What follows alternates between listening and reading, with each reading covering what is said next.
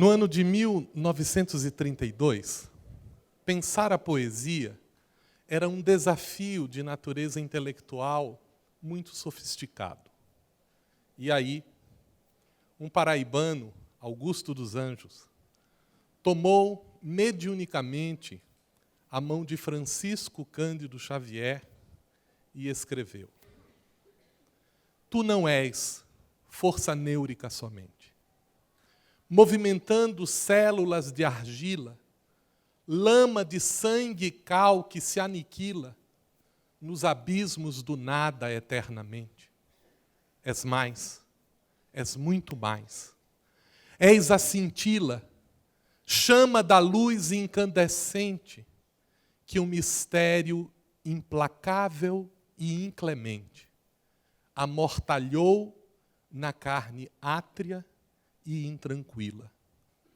Apesar das verdades fisiológicas, reflexos das ações psicológicas nas células primevas da existência, tu és um ser imortal e responsável, e tens a liberdade inviolável e as leis de Deus inscritas na própria consciência. Estava lançado um desafio curioso para o homem entender quem era o homem. Anos depois, em 1977, durante a cerimônia em que entregava o Prêmio Nobel de Fisiologia, o Dr. Konrad Lorenz apresentaria, então, em seu discurso, um conceito muito interessante. Ele iria falar a respeito de uma relação da consciência do indivíduo com a informação que estava na natureza. Ele iniciou discutindo o problema da analogia. A analogia para o Dr. Lorenz era um conceito muito curioso. Ele explicava a ideia dizendo o seguinte: existe na natureza um fenômeno conhecido que é o fenômeno da inércia. O fenômeno é decorrente da existência de leis físicas que causam obstáculo ao movimento dos corpos. Curioso é observar, no entanto, que os peixes, para resolverem o problema da inércia, desenvolveram escamas. Mas os pássaros também enfrentam o problema da inércia. E para superá-lo, desenvolveram penas. Penas nos pássaros ou escamas nos peixes são manifestações da analogia através da qual a natureza escreve as suas leis nos indivíduos. Talvez, concluía o senhor Lorenz, talvez vocês não tenham entendido o que eu queira dizer com esta explanação. É corrente nos dias atuais a ideia de que o indivíduo é capaz de registrar o conhecimento. O que eu estou lhes afirmando, senhoras e senhores, é que a vida não é o registro de um conhecimento. A vida é o conhecimento. A ideia de que o indivíduo registra em si mesmo o conceito da natureza que aí está, para formar nele uma sentença que registra a plenitude da vida em sua estrutura orgânica e psicológica. Levou-nos, quando lemos a narrativa do Dr. Lorenz, a uma lembrança curiosa, a uma questão estabelecida em 1857, quando o professor Rivaio, interrogando àqueles espíritos que, como Augusto dos Anjos, tomaram a pena mediúnica e escreveram, ele perguntou: onde está escrita a lei de Deus? E os espíritos responderam: na consciência. Quando começamos as nossas investigações a respeito da natureza da informação, queríamos entender como é que ela se expressava, como é que ela se manifestava, e iniciamos uma pesquisa sobre os fenômenos da informação e o modo como ela se manifestava. Deparamos-nos no começo com um conceito muito comum na administração da informação, que é a definição de que existe o dado, quando recebe um contexto, vira informação, e a informação, quando é aplicada, vira conhecimento. Quando comparávamos essa ideia com as estruturas filosóficas do desenvolvimento do pensamento, não havia lugar para uma observação dessa natureza. Porque o dado, dentro de uma concepção empirista, é o primário da experiência, e ele não poderia, por isso mesmo, resultar na informação, porque a partir da empiria e da elaboração do conceito, o que se tinha era o conhecimento nas definições de Hume, nas definições de Berkeley, nas definições de Descartes e da maioria dos empiristas que pensaram sobre o assunto. Por outro lado, adotar a posição que era o racionalismo colocava não o dado, mas a própria razão como princípio do conhecimento das coisas. E qualquer que fosse a abordagem, ou de natureza empirista ou racionalista, não havia espaço para informação no modo como ela estava sendo apresentada. Passamos, então, a uma terceira alternativa. A alternativa da fenomenologia, que coloca o indivíduo como mediado, como tendo uma informação dentro da estrutura das coisas, mas o que ele tem acesso é, na verdade, a aparência das coisas, o fenômeno, como a palavra própria dizia. Nessa situação, ficava claro que o fenômeno oferece é o dado, que a epistemologia analisa é o conhecimento, e, por causa disso, a informação deveria ser um ente primário da natureza. A informação passava a ter, na orientação do nosso tutor, o professor Mamed Lima Marques, a informação era uma entidade ontológica, ela estava na essência das coisas. Começamos a pesquisar a respeito do assunto e vimos que o Tratado Lógico-Filosófico de Wittgenstein falava a respeito da lógica primária da natureza como sendo a expressão de uma informação que estava no começo de todas as coisas. Restava um problema curioso.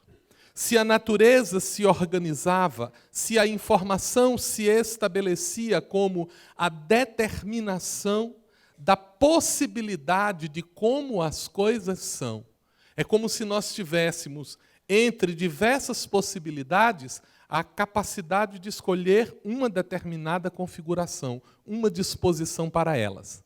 Mas para que isso acontecesse, era necessário um elemento primário que direcionasse isso. E nos deparamos com o problema da consciência.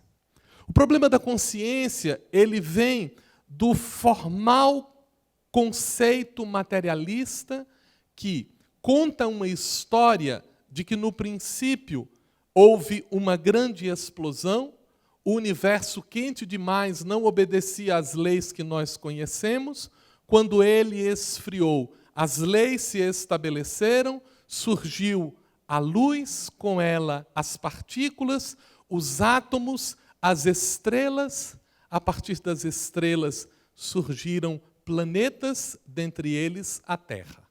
E na Terra, por uma série de eventos considerados aleatórios, surgia o indivíduo na forma de um processo de seleção natural em que a natureza inscrevia, ao longo de um processo enorme de seleção, a emergência de um ente que era capaz de reconhecer-se. anos seriam necessários para que se colocasse adequadamente a subjetividade, a possibilidade de eu, quando observo para as coisas, saber que eu estou aqui me observando a observar as coisas e nos perguntarmos, de onde vem isso? As respostas passavam a ser, ora, a consciência é um fenômeno emergente, é um epifenômeno, isto é, um fenômeno aparente. É o resultado de outra coisa. É algo que decorre de algumas relações dos disparos elétricos nos nossos cérebros. É algo que pode ser provocado. É alguma coisa que a gente pode entender. E quando finalmente se descobriu uma determinada área no cérebro, o chamado claustro, em que, uma vez acionado, quando se colocava uma determinada energia elétrica ali, o indivíduo perdia a consciência. Então, o modelo dizia, nossa, nós encontramos onde está a chave da consciência. Entendemos o que estava acontecendo dentro daquele processo. Mas quando nós vemos as ideias de promover a consciência para além daquilo, nos surpreendemos com o desafio. Ainda não sabemos o que é a consciência. Criamos um problema. Um problema que podia ser resolvido essencialmente com base em 3 paradigmas. Nós os denominamos o paradigma da maçã, o paradigma da mesa e o paradigma da realidade quântica. Esse paradigma ele precisa resolver 3 perguntas, ou 3 problemas interessantes. O primeiro problema é um problema ontológico, é um problema sobre o que existe na realidade. O segundo problema é o problema fenomenológico, com base naquilo que existe, o que é que pode ocorrer como fenômenos de existência. E o terceiro problema é o problema epistemológico, com base naquilo que ocorre, baseado no que existe, o que pode e o que não pode ser conhecido. As respostas são curiosas. O paradigma da maçã respondia a isso de uma maneira interessante. O que existe? Existe o tempo, existe o espaço, existe a massa e existe a força. E essas coisas que existem, quando se relacionam, elas criam o conjunto dos fenômenos chamados os fenômenos do movimento. E o fenômeno do movimento explicam todas as coisas, inclusive a consciência. E o que é que pode ser conhecido? O que pode ser conhecido são essas relações que explicam como as coisas se dão. Este é o paradigma materialista, mecanicista, newtoniano.